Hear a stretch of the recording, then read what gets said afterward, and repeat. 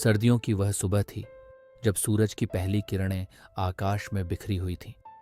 गांव के किनारे पर एक छोटा सा घर था जहां 8 साल का रोहन अपनी मां के साथ रहता था। उसके पिता का देहांत कुछ साल पहले ही हो गया था और अब उसकी मां सविता ही उसकी दुनिया थी। सविता दिन रात खेतों में मेहनत करती थी ताकि रोहन को अच्छे से पढ़ा सके। उनके पास बहुत ज्यादा पैसे नहीं थे, परंतु सविता का सपना था कि रोहन बड़ा होकर एक दिन कुछ बड़ा करे। रोहन भी अपनी माँ के हर दर्द को समझता था और इसलिए वह कभी भी अपनी माँ से कोई बड़ी फरमाइश नहीं करता था।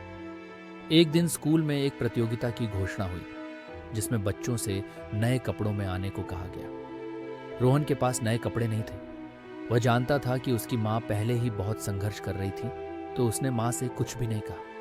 लेकिन सविता ने रोहन की आंखों में छिपे हुए दर्द को भांप लिया था। रात को जब रोहन सो गया, सविता ने अलमारी में रखी अपनी पुरानी साड़ी निकाली और उसे काट कर रोहन के लिए नए कपड़े सिलने लगी। उसकी आंखों में नींद नहीं थी, सिर्फ अपने बेटे के चेहरे पर मुस्कान लाने की इच्छा थी।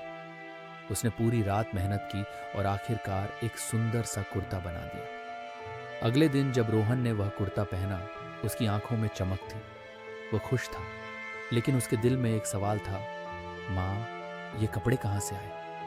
सविता मुस्कुराते हुए बोली, बेटा, ये तुम्हारी माँ का आशीर्वाद है।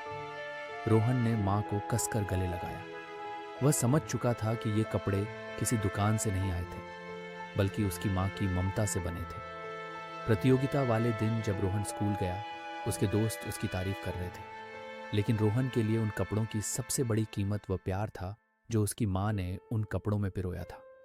दिन बीतते गए, लेकिन रोहन उस दिन को कभी नहीं भूला। वह हर दिन अपनी माँ के संघर्षों को और भी करीब से महसूस करने लगा। समय के साथ रोहन बड़ा हुआ और एक सफल व्यक्ति बना, लेकिन उसके दिल में हमेशा अपनी माँ की वह ममता जिंदा रही जिसने उसे जीवन के हर मोड़ पर मजबूती दी। जब भी वह कठिनाइयों का सामना करता, उसे अपनी माँ का वह मुस्कुराता चेहरा याद आता, जिसने बिना किसी शिकायत के उसके सपनों को अपने खून पसीने से सींचा था। और आज रोहन अपनी माँ के उस बलिदान के लिए हमेशा आभारी था। कहते हैं ना, माँ की ममता की कोई सीमा नहीं होती। वह अपने बच्चों के लिए किसी भी हद तक जा सकती है, बिना किसी उम्मीद के।